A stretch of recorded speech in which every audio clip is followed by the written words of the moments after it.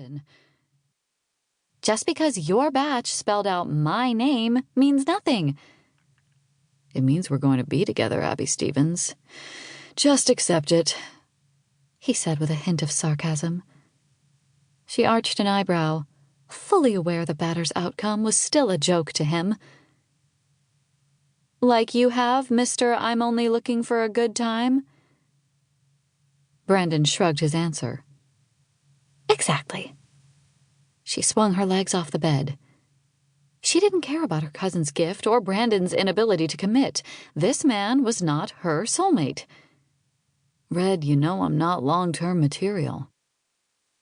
He sat up and gently moved her wavy hair to the side, kissing her exposed neck. A move that he did often and always ended with her falling back into his arms. But that doesn't mean we can't have some fun, he whispered. I thought that's what you wanted too. She cocked her head as his lips traveled to her earlobe.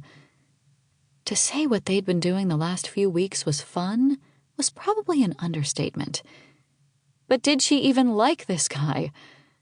Her rational thoughts tried desperately to break through the sensual haze forming in her head as he nibbled on her ear. You are very bad for me.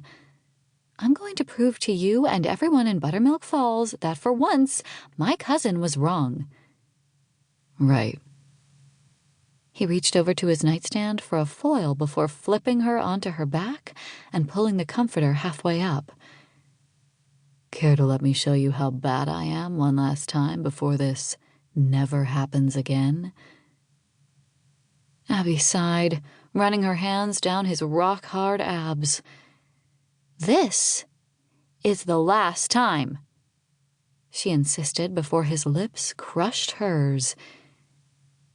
Even if her body always fell victim to his touch, her heart and head were on the same page.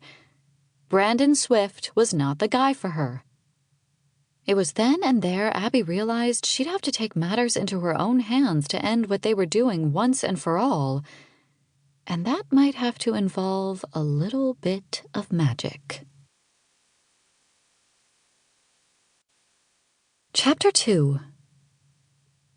Abby flew into her usual spot at the Sugar Spoon Bakery, slammed her blue Honda into park, and jumped out.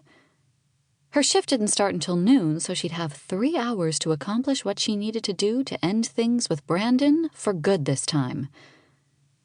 Pulling open the glass door, she interrupted Emma canoodling with her boyfriend, Jason Levine, behind the counter.